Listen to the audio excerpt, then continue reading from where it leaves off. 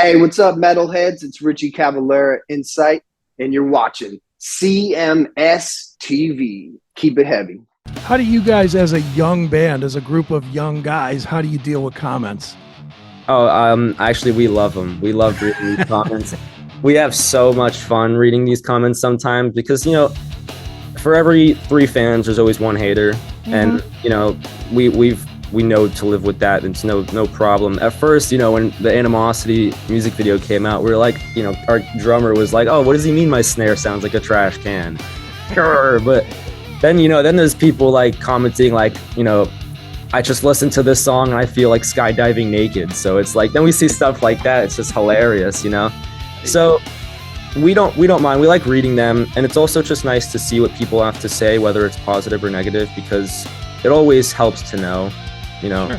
just to know what people think, as long as we just don't take it too personally, which we definitely, have learned not to. Right on.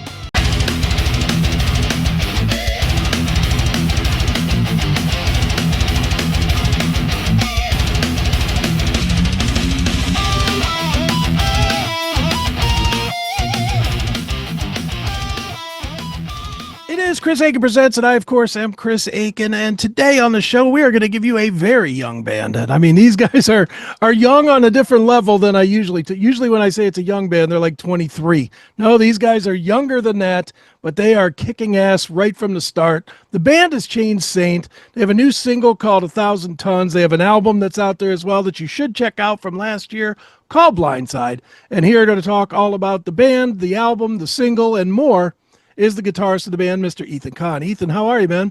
I'm doing great, Chris. Thank you for having me.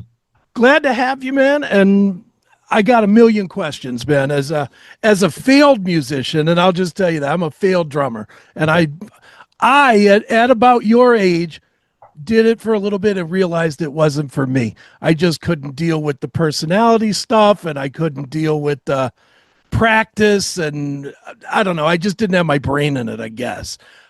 Tell me about forming a band at such a young age, man. How old are you? I'm 18 now, but when Okay. we started the band, I was, I think, 14, turning 15. Okay. Was it just like most kids, it was kids in a room just having fun and I want to be Fred Durst or whatever, whoever the hell it would have been. Yeah, I mean, it really just started because we all kind of became friends through our mutual love for music and just heavy music, And at first, I had met our singer Sean, who I've known for a long time. We jammed forever, going from Rush covers to Dream Theater songs to really anything, just because we just love that type of stuff. And when I was younger, originally I started playing piano, trying to get into music a little bit. And I went to this program called School of Rock for a little bit, where I met Sebastian, our bassist. And through there, again, same with Sean, same love for music. It just kind of connected us very quickly. I was like, "Hey, it's a sick Anthrax shirt," and he's like, "Yeah, yeah, Nice. I know a thing or two." And I'm like, and we just kind of connected. And eventually, same year, I met our drummer Cam in my high school, who was actually in my guitar class. And I find it very funny how he sat on one side of the class, I sat on the other, and we wouldn't speak a word, but we'd get to practice and we talk music, play music for hours.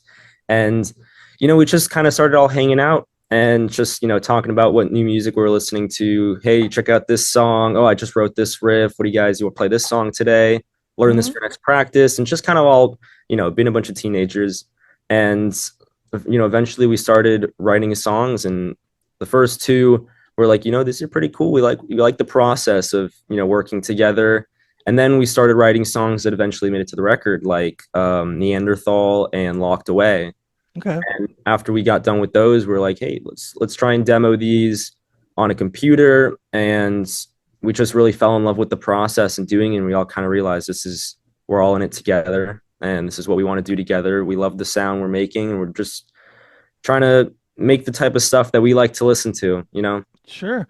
And So yeah.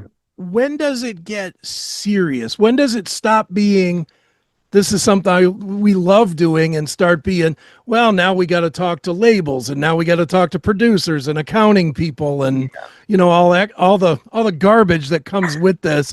When does it turn into that? Was there a song or something that let you know, or did you just feel like, well, we've come this far, let's see where we can take it? I mean, how does it develop? I think the real time when it started to get more serious and not just us trying to, play shows for our friends or, hang out in my garage and jam was when William Duvall reached out and wanted to produce the record and wanted us to come out to Atlanta Okay. to record at West End Sound. And after that, we sent him a demo from a local studio. We just did a 4-track demo, and he loved it. And after that, he was like, yeah, we're doing it. Come down. Let's do it. And after that, it was kind of just like, all right, guys, we're kind of getting out of the garage. The stuff's getting serious, but we were all on board, all hands on deck. And we were just ready to go at it and just put the best we could do for our music out there. Sure. As I'm sure you're aware, Ethan, not everybody's getting the lead singer of Alice in Chains, hitting them up and saying, hey, I want to do your record. Did somebody in the band know him, or did he just happen to hear you guys through Facebook or Instagram or TikTok or whatever? I mean, how does he find you? So him and my dad had kind of been friends in the 90s, and Okay. he, how they'll kind of like every so often kind of just talk, how you been? How's your kid doing? My brother plays soccer, so they talk about how their kids play soccer. And then we started jamming in the garage, and one day my dad goes in there. He's like, he just took a video of us playing. I forget exactly what song it was, but it was probably like a Megadeth cover or something. Sure. And he sent him the video. He's like, hey, should my kid cut his hair and play sports? Do they got it? And William was instantly just like, they're tight. I love it, and I want to hear some original music. And then we demoed it on my laptop or on my computer at home, and then eventually he wanted to hear more, and that's when he got to the 4-track demo, and then it kind of just went on from there, and then we built that relationship in Atlanta. Right on. And this has nothing to do with your band, but I'm just curious, and I'm curious because I had the very similar experience a month ago. Mhm. Obviously that we had the big Ozzy Black Sabbath Back to the Beginning thing. William Duvall obviously plays that thing in front of 50,000 people and absolutely dominated. What was that like for you to watch that and say, hey, that's our friend, and there he is up on the stage? Was that a crazy vibe, or? Yeah, it was actually really cool, because he's really become a great friend of ours, and he's such a great person. And, we've become pretty close with him because he really likes to try and help us out with as much as he can, just giving us kind of studio knowledge and knowledge to help us move forward. And seeing him on that stage, it's like well deserved. We think that, he's just he's really amazing at what he does. And It was Sure. really nice to see that. We didn't get to go in person, but I saw videos of them. And when they did Fairies Wear Boots, which was awesome. One of my favorite, if not my favorite Sabbath song. Right. So, I remember at soundcheck when we're supposed to open for them at Mohegan Sun before they got canceled. They started playing Fairies Wear Boots, and we're all looking at each other and we're like, Sabbath, is that on the set? We're like, whoa, that's cool. And then, then I see that they played it at Back to the Beginning, which was so cool. But, just to see William, who's helped us so much and is such a good person, it's just very fulfilling to see and very nice. Absolutely, man. Well, dude, look, I'm looking behind you at all the stuff behind you. You guys are some old souls. For 18-year-olds, you're supposed to have Ginger and Infected Rain posters in the back, not Slayer and Sepultura. How did you personally, and I'm assuming the rest of your band, get influenced by these bands that are 35, 40 years old? Well, we all really at the same time, we like to say we're on the same wavelength with the way like our brains work and stuff, and especially with music. So, we all kind of just kept falling in love with the same bands at the same time. Okay. And we would continue to just kind of show each other, hey, I found this Testament song. I thought it was so cool. I wanted to show you, and just keep showing each other stuff. And we all kept getting influenced, at the same time, and it kept showing. And it really just made it the purest version of us that we can be. You know, Okay. 'cause we're all just really at the same headspace at the same time. And I'm not exactly sure of how they got into the music, but for me, I mean, my dad, when I was younger, I mean, he'd show me kind of like classic rock stuff. He was a big Okay. Van Halen fan. Sure. He'd show me like some Van Halen, which I thought was amazing, but I didn't really play instruments at the time. Okay. I didn't really think too much of it. But then when I started playing guitar and piano, I just really just kept going through new music, just seeing what inspired me, what I wanted to learn, and it just kept building. And it still goes from there. You know, I'm still listening to new music and getting inspired.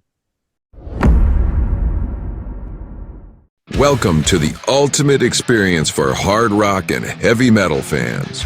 Introducing the CMS Locals VIP app, your #1 destination for all things on the CMS network. Dive into the classic metal show, Chris Akin Presents, Seth Williams Show, and more, all in one place. It's free to get started or elevate your experience with a subscription for just $4.99 a month. Go commercial free, get advanced releases, and enjoy exclusive bonus episodes. Plus, it's the prime spot to chat with like-minded fans who love raw, uncensored commentary. Are you ready to rock? Download from your iOS or Android store, search for the CMS network, and join the community now. It's free, it's easy, and it's the best way to keep our shows with you every single day. Install the locals.com app today and follow the CMS network. Sure. Which of the two do you rather write on? Do you like to write on a piano or do you like to write through a guitar? Oh, I play mostly guitarist just when I started off, trying to learn, music. Mm-hmm. My brother played keyboard, so he had one in our house, and I was like, I'm gonna mess around with this thing because I was bored. Right. And I really enjoyed it. And then it went from there. And then I eventually found he had an old Starcaster, which I haven't seen many models of. And I just, started playing, and I just fell in love with guitar, and it just became my thing. Right on. I know what the band sounds like, but what do you sound like outside of the band? Does everything you write sound like stuff that would fit the band, or do you write a ton of stuff that clearly isn't for the band, but is for you to grow as a player? Yeah. So, I mean, I'd like to say really a bit of everything, because I'm here. This is our rehearsal spot, Mm-hmm. and we've set it up to record and, mic'd everything up, and I'm here 24/7, just laying ideas down. Okay. I just finished a song which sounds like, something off of a next Candlebox record, Okay. or, something like that. Working on stuff, trying to get my piano chops up to do some type of Billy Joel stuff. I just got the brushes for drums so I can do some jazz. I just am all over the place, whatever I'm influenced by that day. Usually I just come in and try and just write, because I like to spend most of my time here and stay kind of always music related, Does that make it difficult, though, to be in a band when you're experimenting so much outside of what the band does? Not necessarily, because this is more just kind of my personal having fun. I just love the process of laying tracks down, seeing what different instruments work with what different sounds, what different sounds I can get that make things kind of pop more. And I just love learning that stuff, especially so I can go into the studio for the band when we record a next record and kind of have all of that under my belt and not know, and actually know what I'm going to do and kind of know what works. And it also, makes it kind of more fun when I get to practice, and I don't really play much heavy stuff when I'm recording this other type of music. So I get to practice, and I've just got all my heavy riffs ready, and I'm just ready to, just play super heavy music with the guys. And we practice every week. It's about like 2 days a week. We try to practice together. So it kind of spaces it out. So for me, it just works perfectly. I get all my ideas out there, and then, we get together, and I get all that stuff just all at the same time. Right on, man. Well, dude, let's talk about the single 1,000 Tons, which is the latest that you've released. If you started with the album before it, it's a noticeable jump forward heavy wise.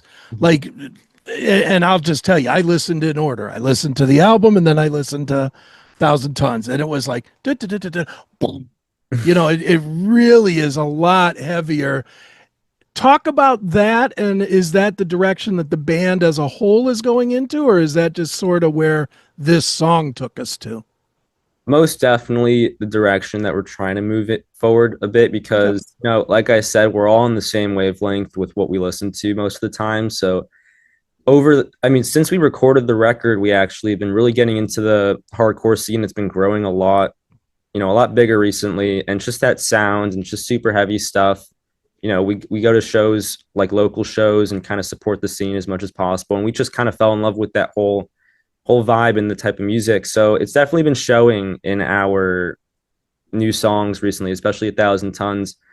But yeah, it's definitely, more breakdowns for sure. We love that type of stuff. And just, keeping it heavy. We love the thrash, but definitely kind of trying to keep it a little more heavy moving forward. Right on. And obviously you're in Florida, right? Yes, sir. So obviously the heaviness is there with all the whole death metal scene and everything. Does that mean that there's probably a decent local scene as far as where you can play and you can work some things out and find an audience and build the band?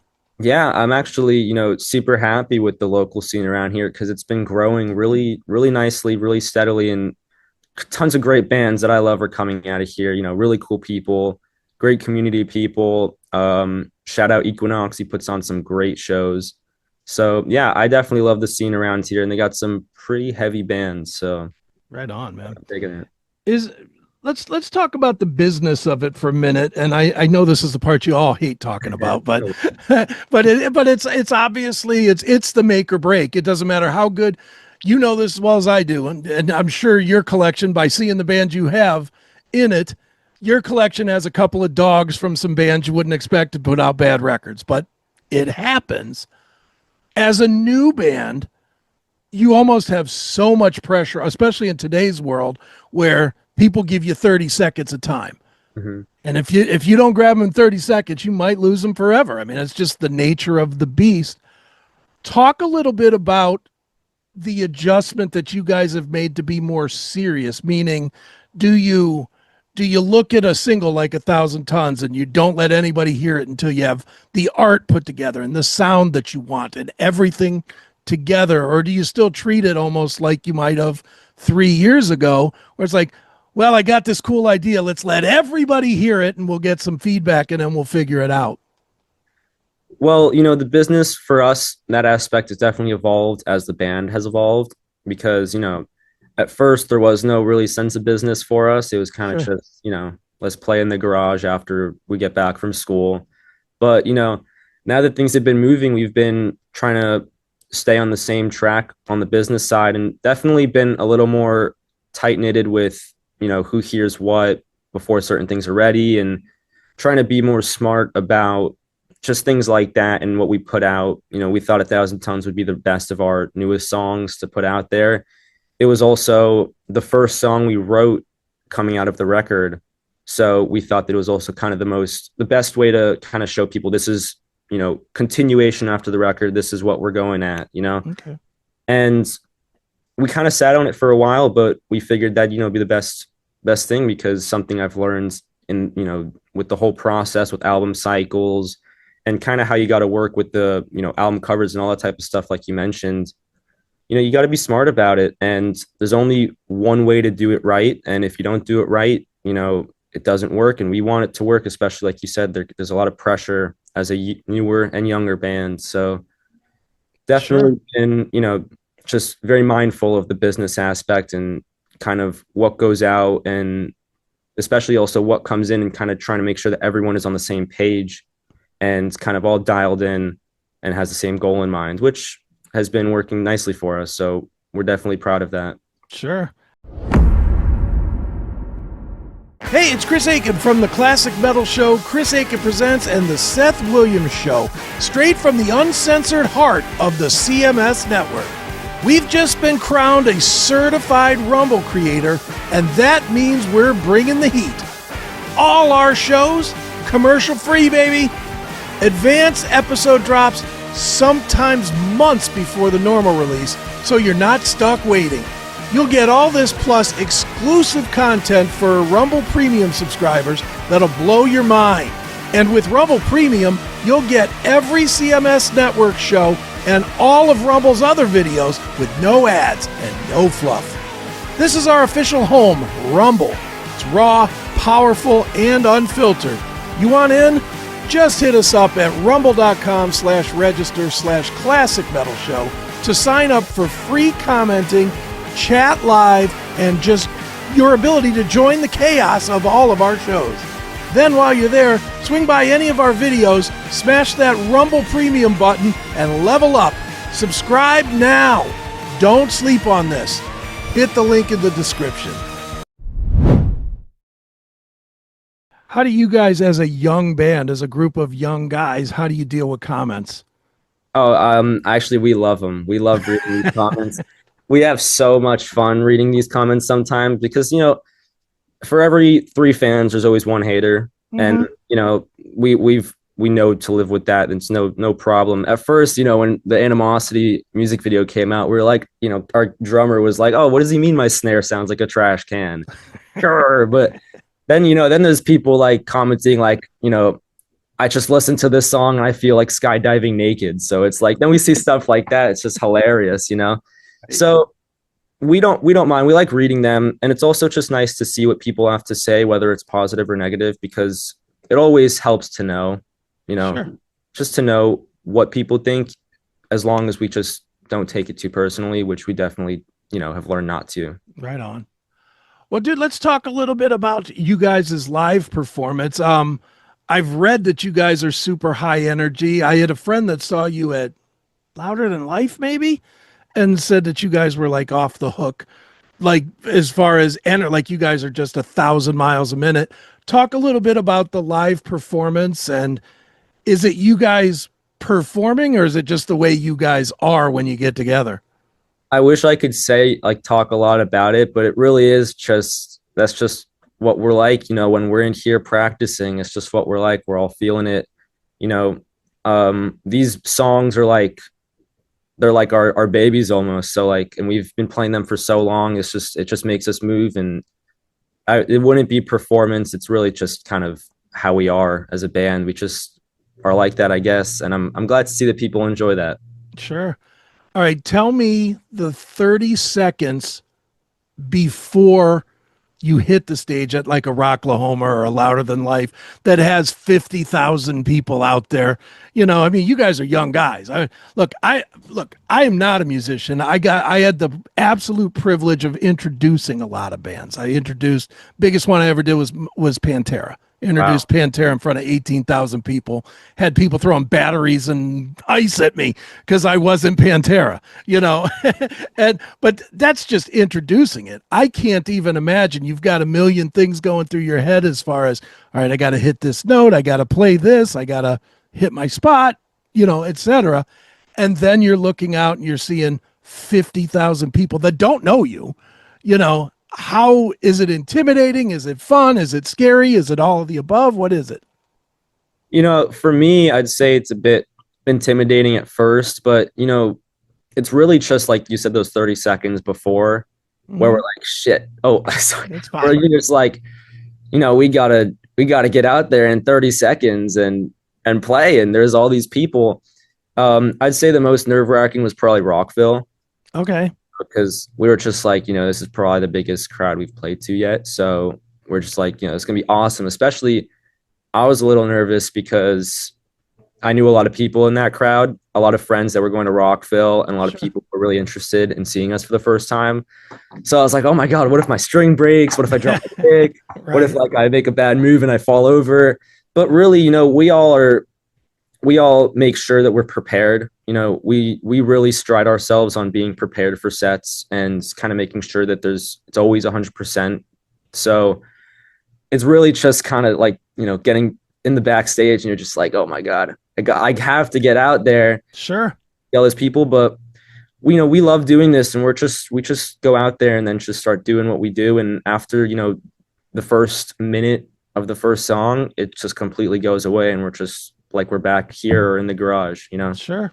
Where is it more intimidating? In front with the people or backstage and you're walking around and, you know, there's Andreas Kisser from Sepultura, or there's Tom Araya from Slayer walking around? You know, it was definitely well, it was nice for us because at Rockville, we were the first band of that stage.